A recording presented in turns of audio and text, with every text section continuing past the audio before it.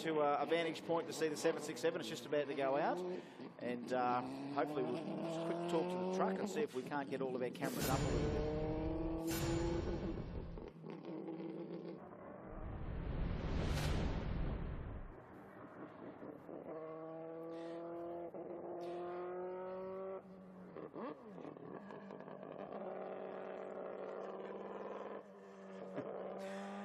All right, so just getting out there now. Well, Hanisha-san, of course, this car, every time it's warmed up, it's had a huge crowd around it, but, you know, we're all wanting to see and hear it. And again, Ian Baker talks about not only seeing this car, he's as much about the sound of the car. And to me, that's the soul of the beast. And he's going to warm this up, and we're going to go through.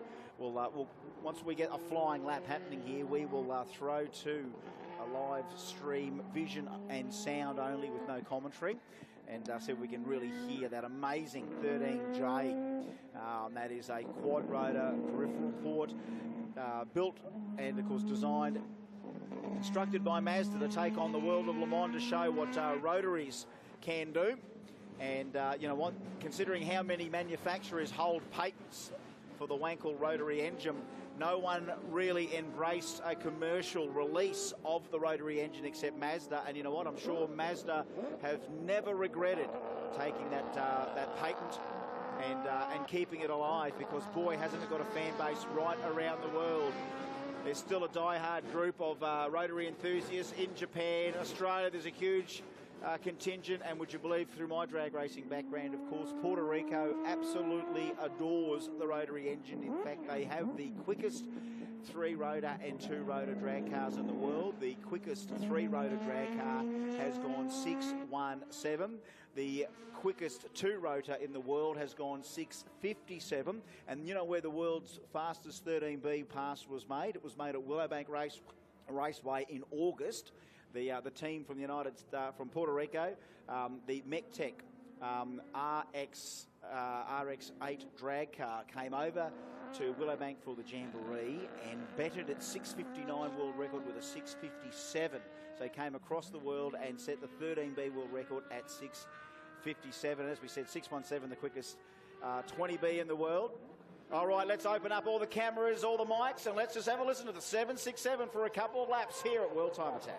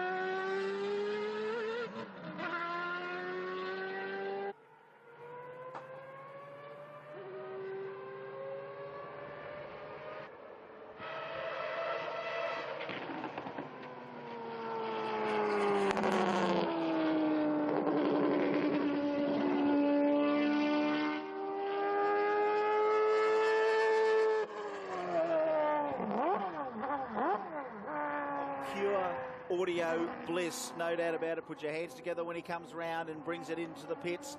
And again, look, already we have so many fans of this car come up and want to have a look at it, take photos of it. But you know what? Until you see it in action, a rolling museum piece, a priceless piece of motorsport history out there.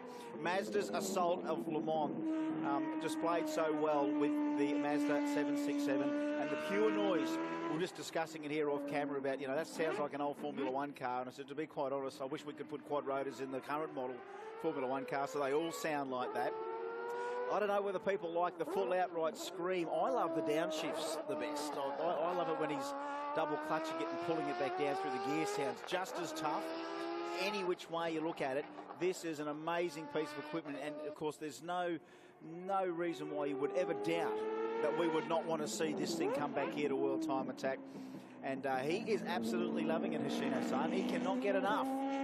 Give him another 10 laps, he'd take another 10 laps. But, you know, schedule means that we're going to get ourselves, well, we've got to get the world's fastest Amarok out here as well too. But we do want to, of course, save a lot of applause for this car. Because remember, as we've heard with the interview with Toshi before, about, you know, after he crashed it, there was that much international support that came through the internet in regards to helping him get this car supported. Give him a round of applause and a clap, cheer and a whistle as he comes past, folks. All those lovers of sweet, sweet noise.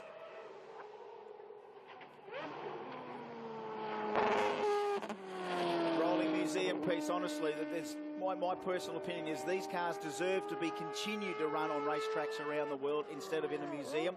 I'd like a rolling, revving museum myself, and a lot of people out there I'm sure would agree, but he has had an absolute ball out here, Hoshino-san, since first hitting the track. I think he had a few hits here on Thursday. Yesterday, of course, did not disappoint.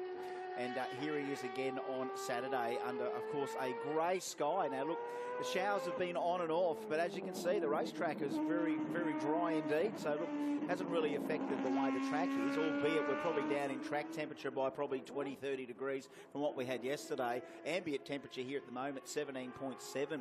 So completely different from the nearly 30 degrees yesterday. You can see there in pit lane, Ben Porter ready to take out the Volkswagen Amarok, of course, from the apprenticeship program, where they've really tweaked that thing to handle here at World Time Attack. And still an unopened 24-valve V6 with no increase in the boost to it. That'll be out here shortly, but you'll probably pick that up on our microphones here in our commentary position. We're very close to this turn here, turn 9. So we get to hear it go away. And again, back then in the golden era of Le Mans that this car was built, I mean, there was no such thing as a sequential transmission or clutchless transmission at all. Pretty much a lot of them would have had to have had the old Hewland-style transaxle. And if you have a look at the gear linkage and lever setup in these cars of the era, very, very clunky. You've got to have a very deliberate gear change method in order to engage the gears. Here he comes, folks. Is he coming in? He sure is coming in, so give him a round of applause, a clap, cheer and a whistle if you're in the grandstands or across the top of the main pit building as he brings it in. As he might duck around the back again, which he did before. Logistically, he's situated